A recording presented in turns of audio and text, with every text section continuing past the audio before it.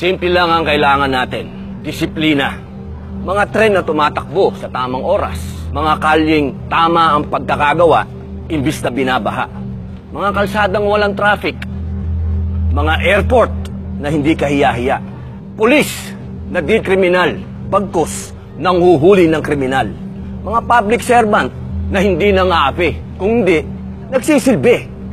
Mga mambabatas na di lumalabag, kundi nagpapatupad ng batas. Pangulong di nagtatago, kung hindi namumuno. Gobyernong hindi kurap at mamayang hindi takot palagi. Lahat po yan pwede pag may disiplina. Aanhin natin ang tuwid na daan kung tinutuntun lamang ng iilan. Tigilan na ang kalokohan. Ang walang disiplina, disiplinahin. Disiplina Duterte para presidente.